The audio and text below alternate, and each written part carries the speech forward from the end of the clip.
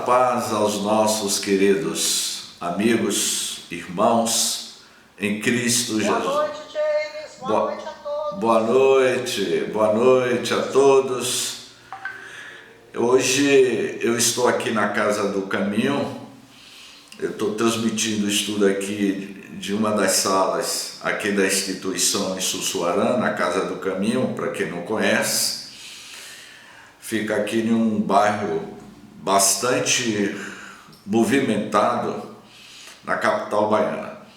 E como eu vou hoje proferir a palestra, eu tenho que estar no auditório 19h20. Portanto, eu combinei com o Diogo de que ele daria continuidade nos estudos, não é?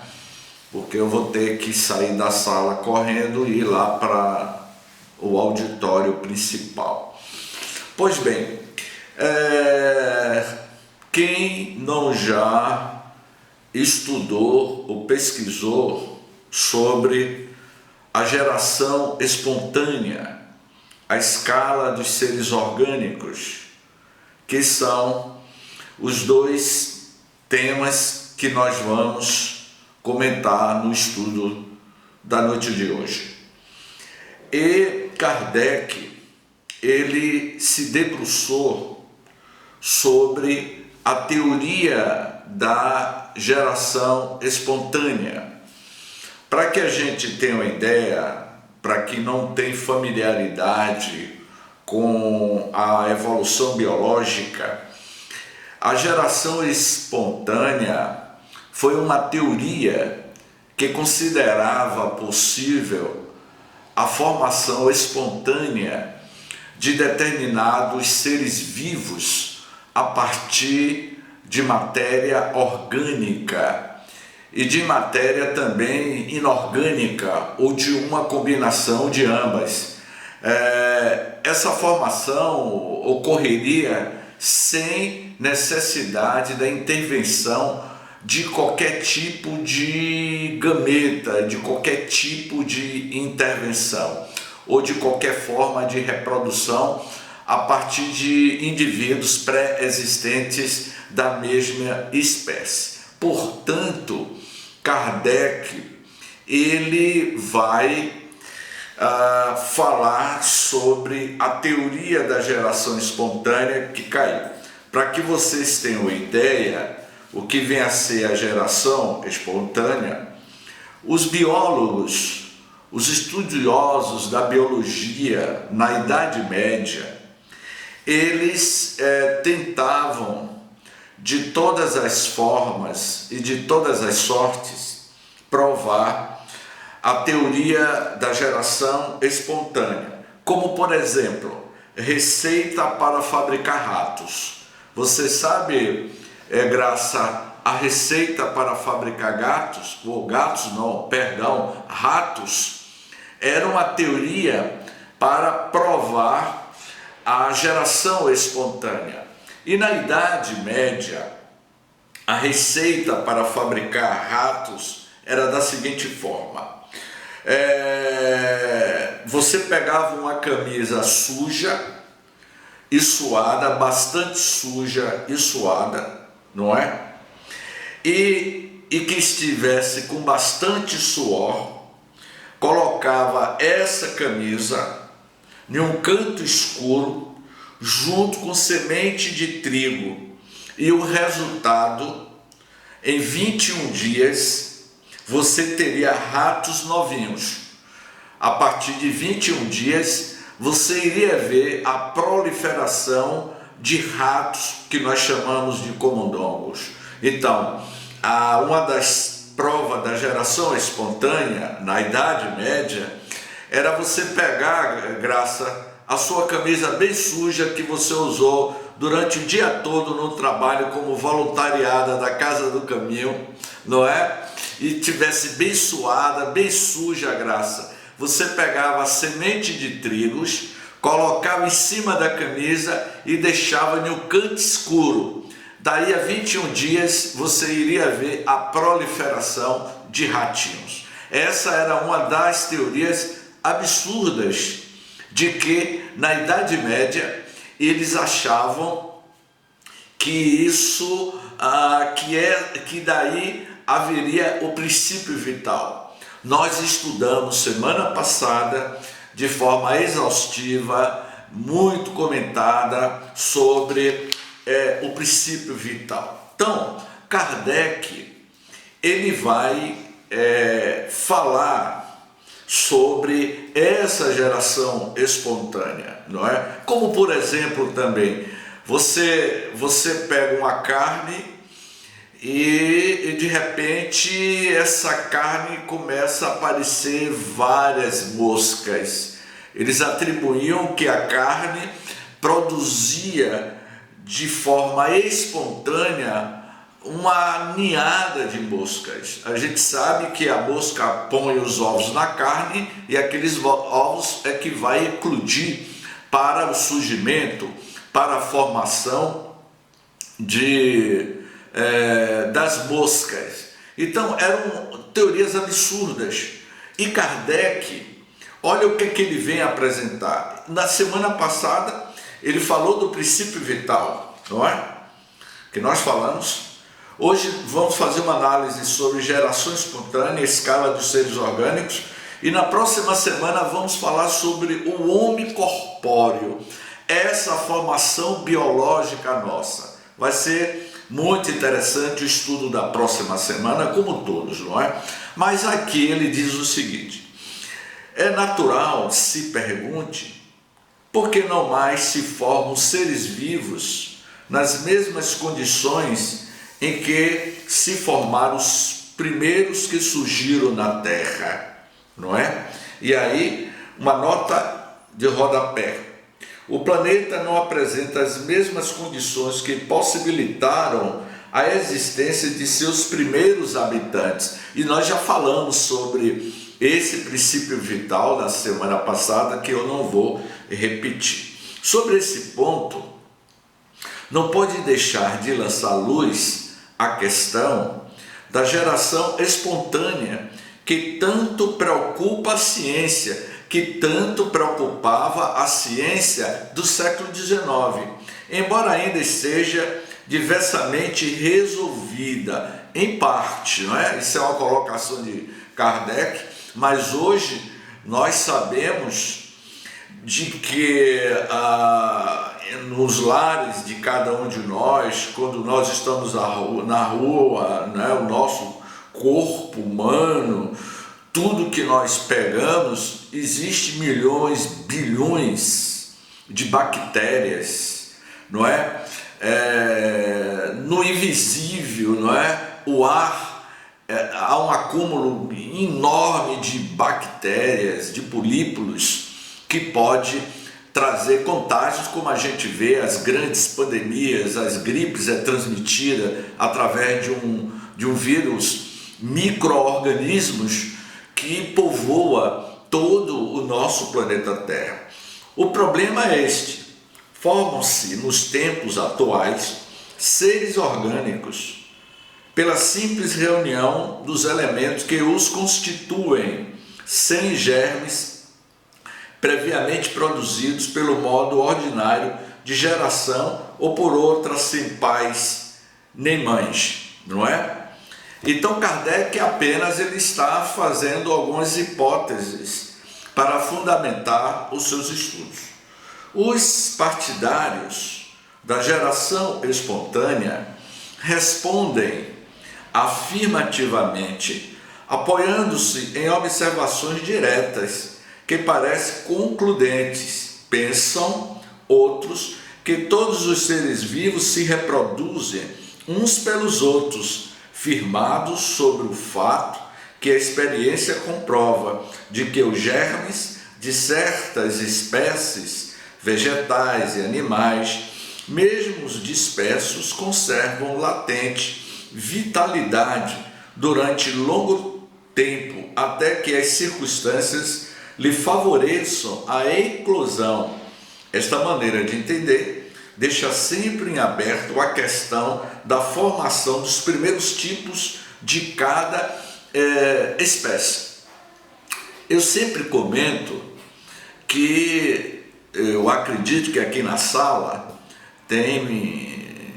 muitos de vocês têm um animal de estimação, tem um cão, tem um gato, não é isso?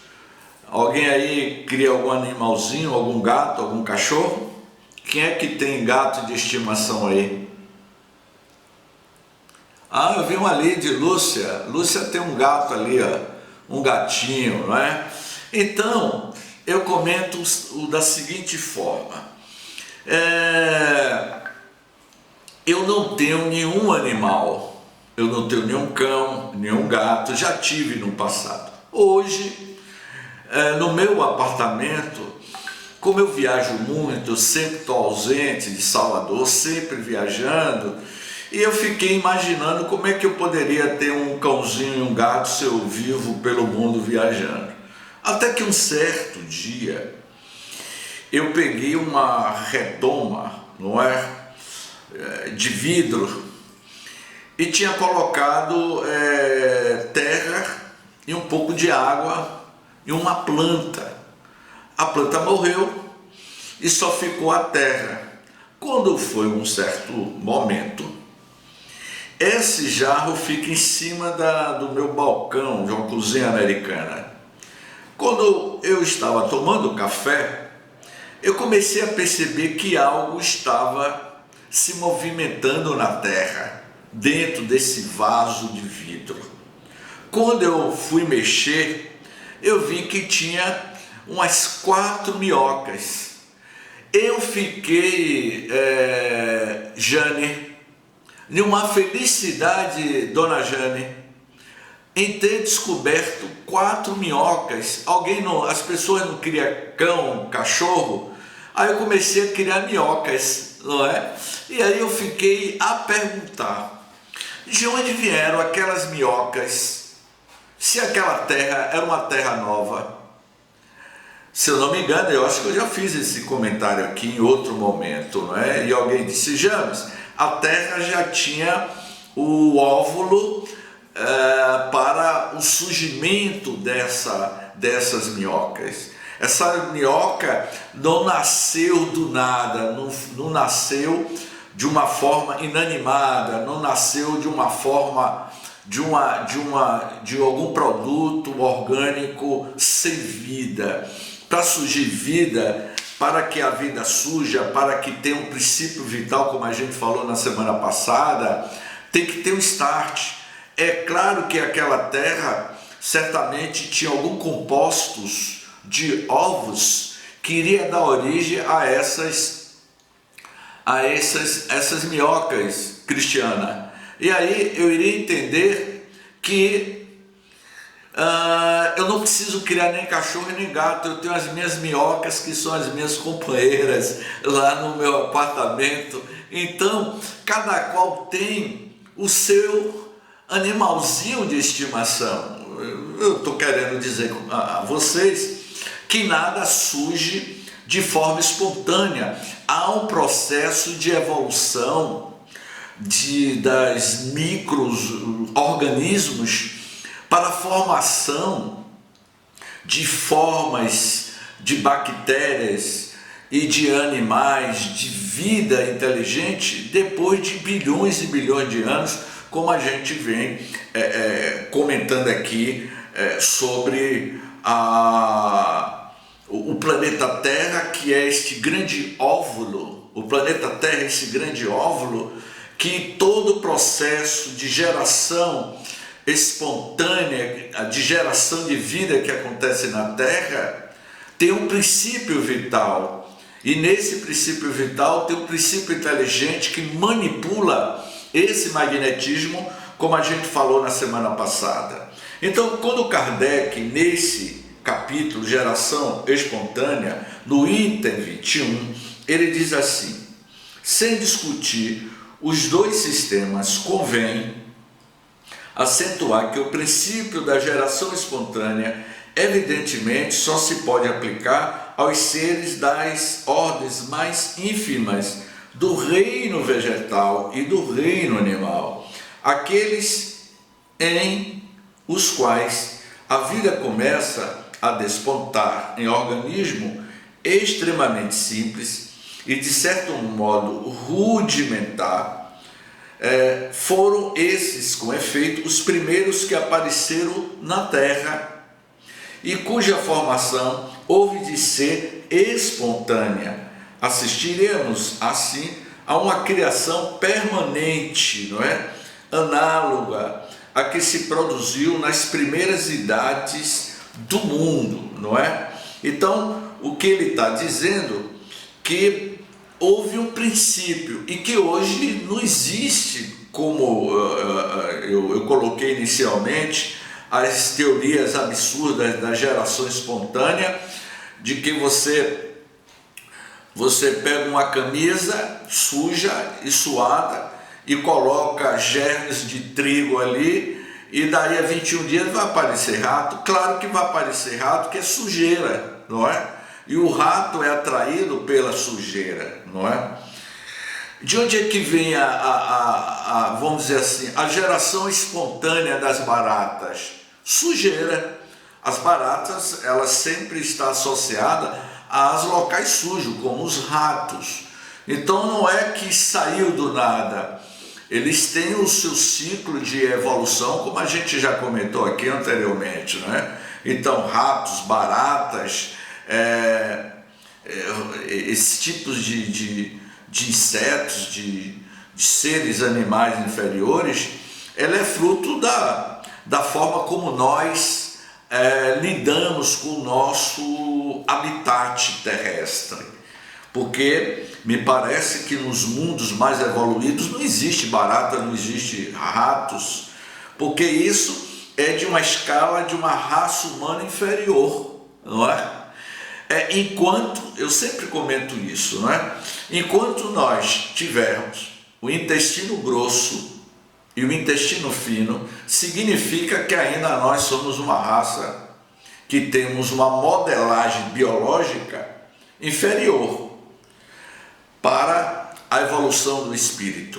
E que, na medida que nós vamos modificando-nos, o nosso psiquismo espiritual, o nosso princípio inteligente vai moldando, modificando, criando uma nova forma biológica de corpo para que o espírito se expresse na Terra. Isso ocorre e ocorrerá na medida em que todos nós atingirmos outros patamares, outros estágios de evolução. No item 22 ele diz o seguinte: mas então, por que não se formam da mesma maneira os seres de complexa organização? Que esses seres não existiram sempre é fato positivo, logo tiveram um começo. Se o musgo, o líquen, o zoófito, o infusórios, os vermes intestinais e outros podem produzir-se espontaneamente, porque não se dá o mesmo com as árvores, os peixes, os cães e os cavalos.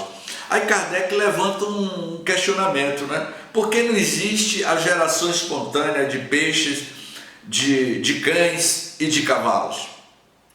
Aí ele vai continuando.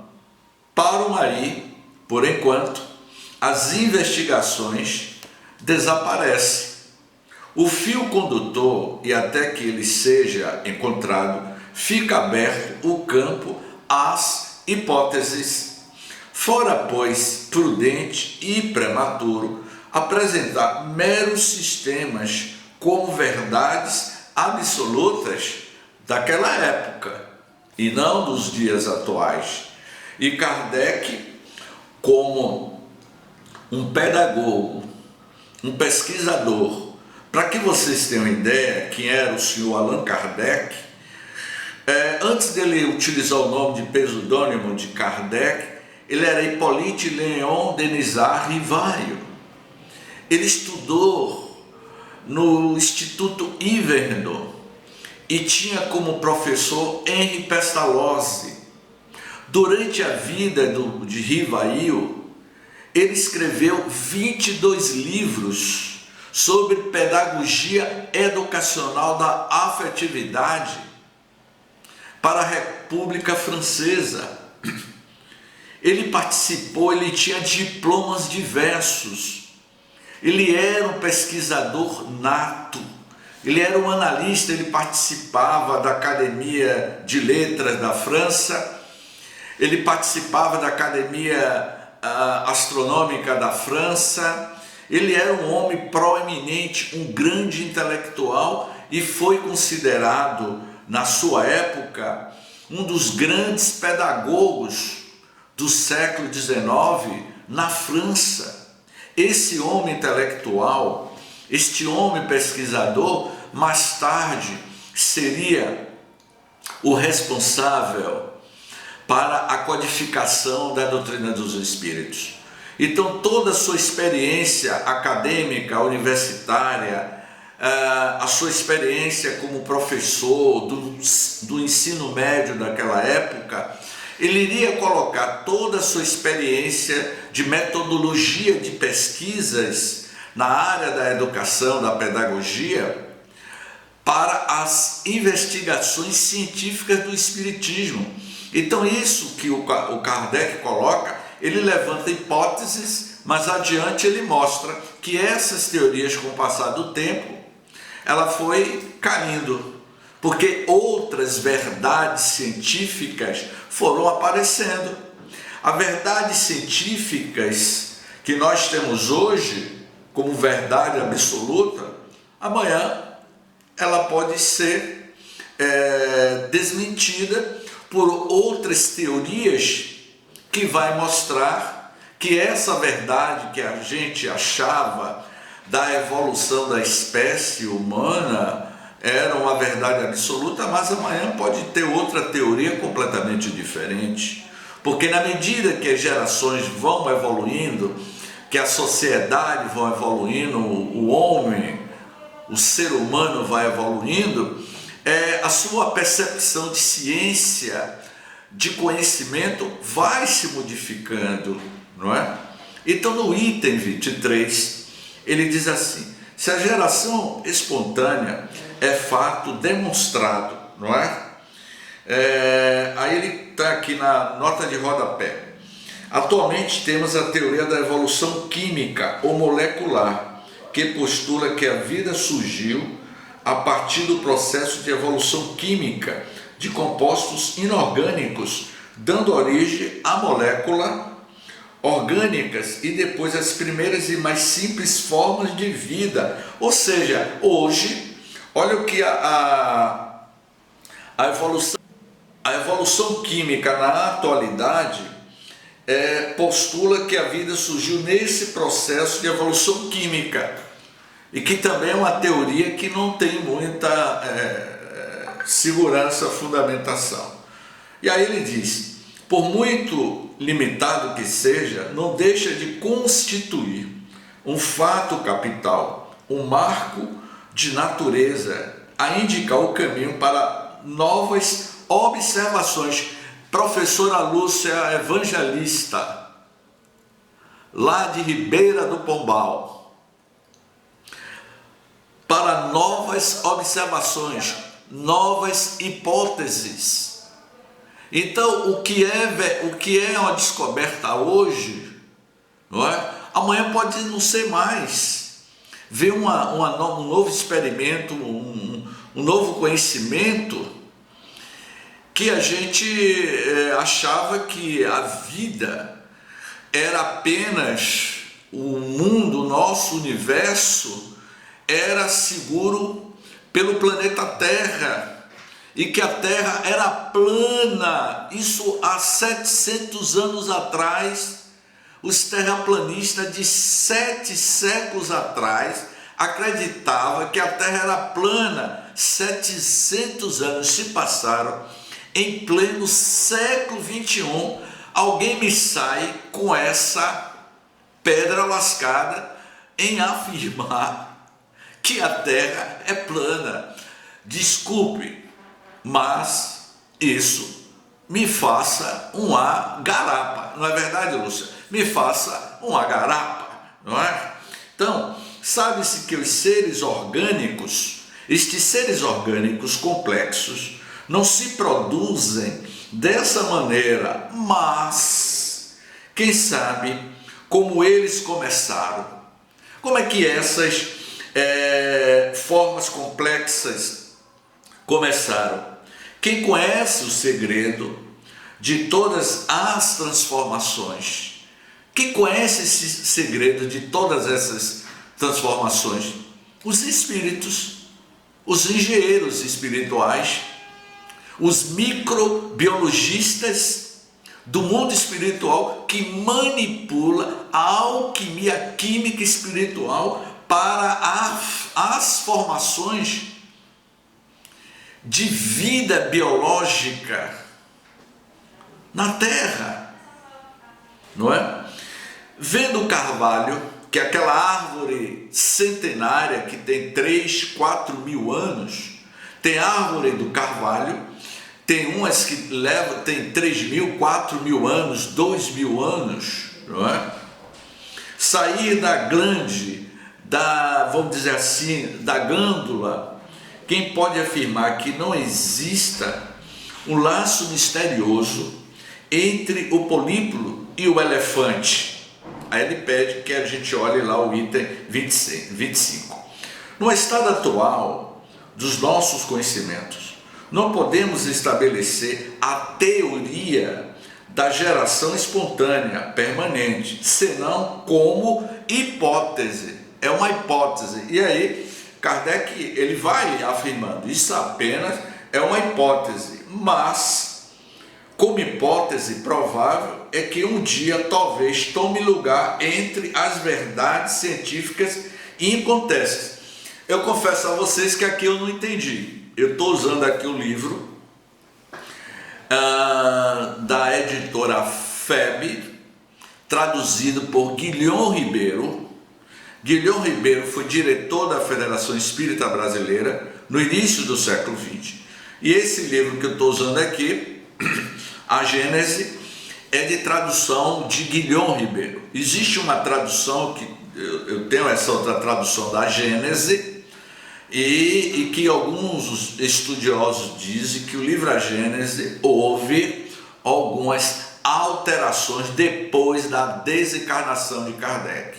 Eles dizem que esse livro que nós estamos estudando, houve algumas alterações após a desencarnação de Kardec pelo editor que publicou o livro A Gênese. Então, quando ele diz aqui, eu fiquei na dúvida e compartilho com vocês. No estado atual dos nossos conhecimentos, não podemos estabelecer a teoria. Ele está dizendo que não pode estabelecer a teoria da geração espontânea permanente, senão como hipótese. Então ele está dizendo até aqui hipótese. Aí ele coloca o que aqui, meus amigos? Eu vou pedir ajuda aos universitários. Vamos queimar os nossos neurônios. Mas, como hipótese provável, é que um dia talvez tome lugar entre as verdades científicas e incontestes, não é? Agora eu entendi o que ele quis dizer, não é? Como hipótese provável, não é que seja e que se torne verdade. Então, na nota de rodapé, foi publicado na Revista Espírita de 1868, julho de 1868, o desenvolvimento da teoria da geração espontânea, que foi um artigo e que foi publicado nessa Revista Espírita de que Kardec escrevia e que foi publicado. Então, agora eu entendi, como hipótese, ele não está dando uma afirmação, não é? Até aqui está bem claro? Podemos continuar? Então, escala dos seres orgânicos. Estudamos isso na escola, não é? Na escola, no nível médio, tivemos uma matéria sobre escala dos seres orgânicos.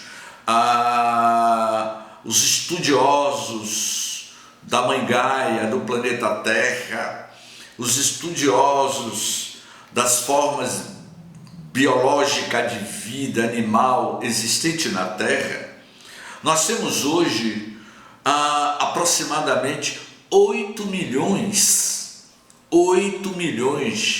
de forma de vida animal na Terra. 8 milhões.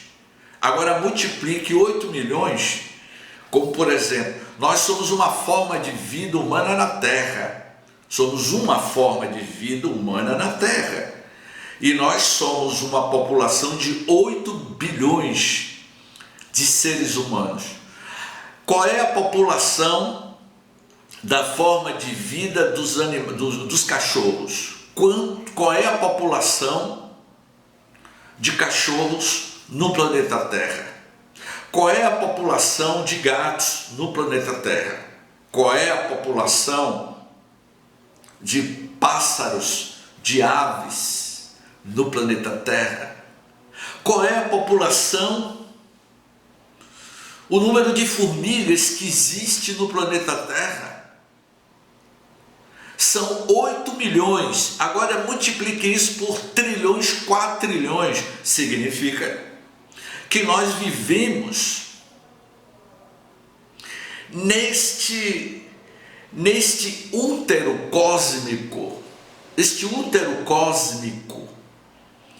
nesse ventre materno que é a Mãe Gaia, que é o planeta Terra, aonde a vida em abundância, em evolução na sua geração não espontânea, mas numa geração conduzida pelo princípio inteligente do universo,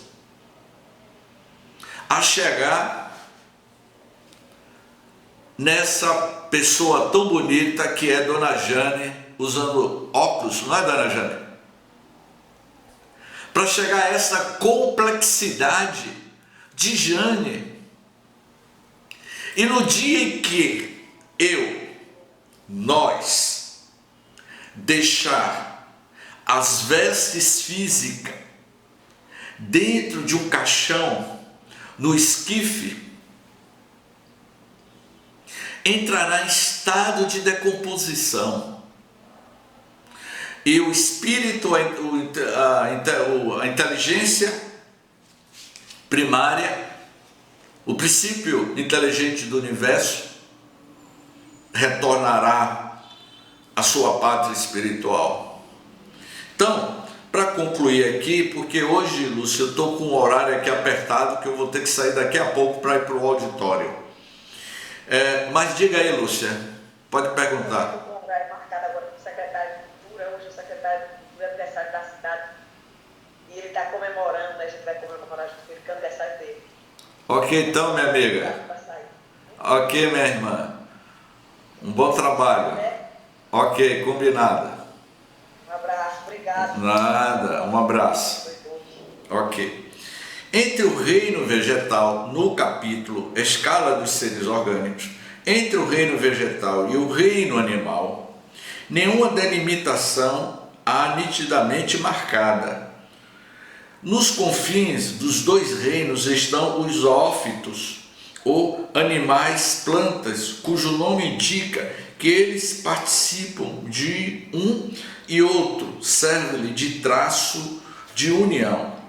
Como os animais, as plantas nascem, vivem, crescem, nutrem-se, respiram, reproduzem-se e morrem.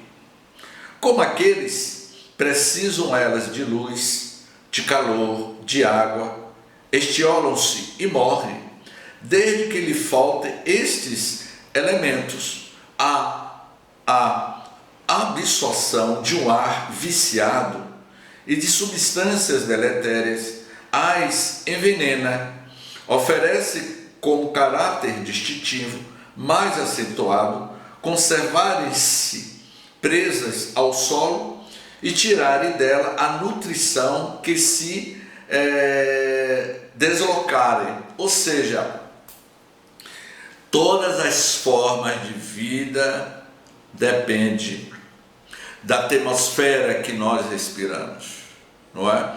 Eu comentava semana passada de que a nossa esponja que nós utilizamos para lavar os pratos, tem 25 milhões de bactérias. Se a gente tivesse um olhar, vamos dizer assim, 3D, se a gente conseguisse ver as micropartículas que povoam o ambiente, a gente ficaria assim, horrorizado. As formas de vidas microscópicas, bactérias, fungos, porque nós estamos mergulhados neste mar de bactérias invisíveis. Por isso que nos hospitais muitos pacientes acabam adoecendo, morrendo por conta de contaminação de determinadas bactérias, quando não há uma limpeza necessária, ou há algum descuido por parte do hospital ou de uma clínica, houve uma contaminação hospitalar. São os locais bastante contaminados se não houver uma asepsia, não é? Então, quando ele diz aqui que o zoófito tem a aparência exterior da planta, como a planta mantém-se preso ao solo, como animal, a vida dele se acha mais acentuada, tira do meio ambiente a sua alimentação. Quem já conversou aqui com as plantas, levante a mão aí. Quem já teve um diálogo com as plantas? Ó.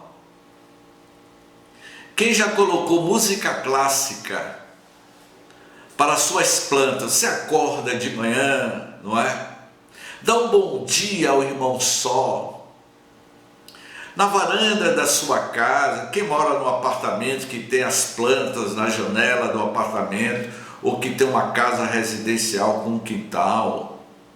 Bom dia, planta, e colocar música de Sebastião Bach, Jesus, alegria dos homens, para a sua orquídea despertar ouvindo. Você acha que isso não interfere?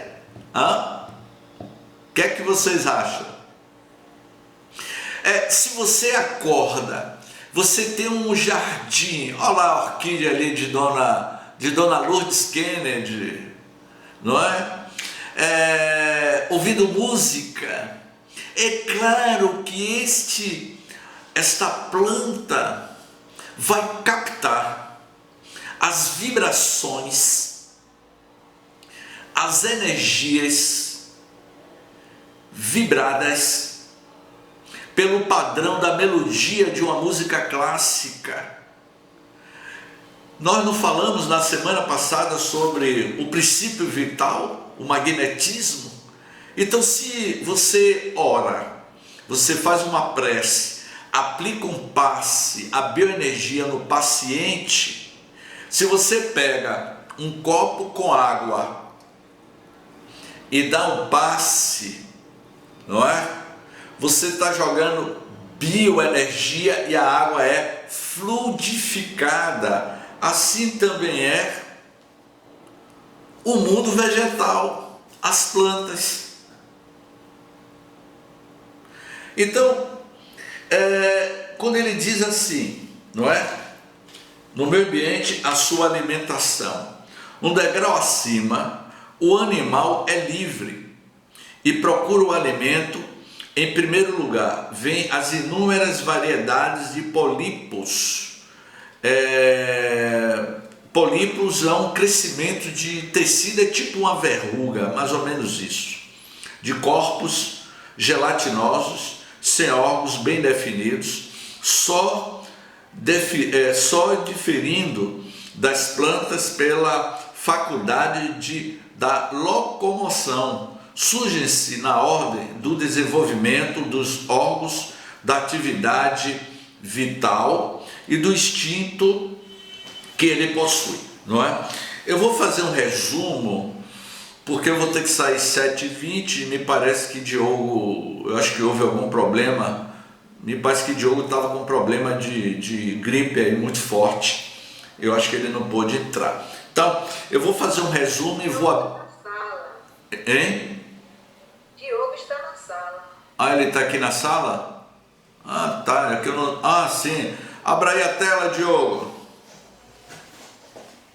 Professor Diogo. Professor Diogo. Estou ouvindo você. Tá vendo? Ok. Vamos lá. Eu vou fazer um resumo aqui, Diogo, e aí você dá uma continuidade. Eu vou até 7h15 mais ou menos aqui. Eu vou até umas 19h15.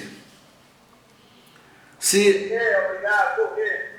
Ok? Então, no item 25, ele diz o seguinte: se considerarem apenas os dois pontos extremos da cadeia, nenhuma analogia aparente haverá, mas se passar de um anel a outro, em solução de continuidade, chega-se sem transição brusca da planta aos animais vertebrados. Compreende-se, então, a possibilidade de que os animais de organização complexa não sejam mais do que uma transformação, ou se quiserem, um desenvolvimento gradual, a princípio insensível da espécie imediatamente inferior, e assim sucessivamente até o primitivo ser elementar. Entre a glande e o carvalho é grande a diferença. Entretanto, se acompanharmos passo a passo o desenvolvimento da glande, chegaremos ao carvalho, né? Aquela semente do carvalho. Quem imagina que aquela semente do carvalho iria se tornar uma árvore gigantesca, milenária? Tem árvores que chegam a 30 metros de altura, 20 metros de altura, 3.000, 2.000 anos. O carvalho mais antigo, se eu não me engano, que entrou no livro do Guinness Book, tinha, se eu não me engano, quase 3.500 anos. Mas veio de uma semente, não é, que deu o princípio da vida, aquela árvore gigantesca. E já nos admiremos de que este proceda de tão pequena semente. Ora, se a glande encerra em latência os elementos próprios à formação de uma árvore gigantesca, por que não se daria o mesmo do ácaro ao elefante? Olha aqui, Diogo, ele fazendo esse comparativo, não é? Por que isso, o ácaro não poderia evoluir também e tornar-se um ácaro gigantesco? Aquele ácaro não pode se transformar num elefante? De acordo com o que fica dito, percebe-se que não existem gerações espontâneas, senão para os seres orgânicos elementares. As espécies superiores seriam produto das transformações sucessivas desses mesmos seres, realizadas à proporção que as condições atmosféricas se lhes foram tornando propícia, adquirindo cada espécie a faculdade de reproduzir-se os cruzamentos que acarretariam inúmeras variedades. Depois, uma vez instalada em condições favoráveis, que nos diz que os germes primitivos, esses germes primitivos em latência, de onde ela surgiu, não desapareceram para sempre, por inúteis, que nos diz que o nosso ácaro atual seja idêntico ao que de transformação em transformação produziu o elefante. Que onda, né? Que teoria de Kardec, né? Será que o ácaro dos dias de hoje, que fica no nosso colchão, Cristiana, o ácaro, Cristiana, já pegou a coxa de lã que a gente só usa no inverno e colocamos no sol para matar os ácaros? Será que esses ácaros de hoje, minha amiga Teresa Partira, é os mesmos ácaros de 2.000 anos atrás? Foi isso que eu falei aqui, já evoluiu, professor, só me lembro do senhor. Então, a minhoca está em evolução,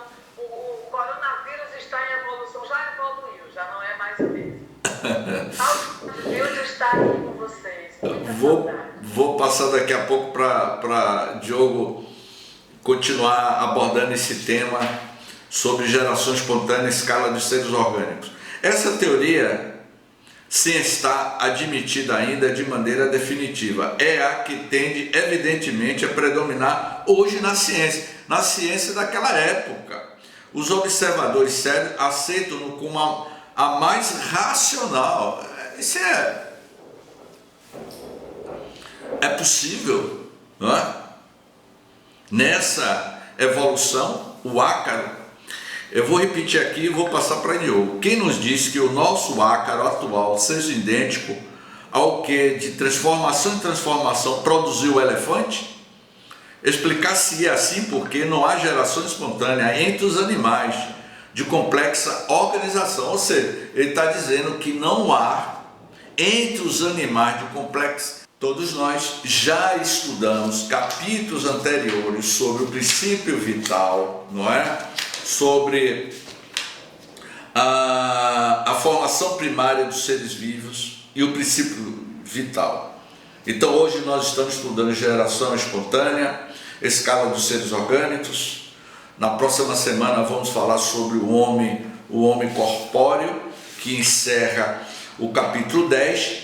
Para de hoje a 15 vamos entrar no princípio espiritual. O nosso princípio espiritual. Então, Diogo, eu passo para você, porque agora eu vou ter que me ausentar aqui da sala, que eu vou fazer a palestra aí no auditório, e passo para você. É com você, Diogo. Eu vou precisar sair, que eu vou para o campo de fraternidade, eu vou trabalhar lá no assistente, lá no passo. Ok, Cristiana. Agora, viu? Ok, meu amigo. Obrigada. Com você, Diogo.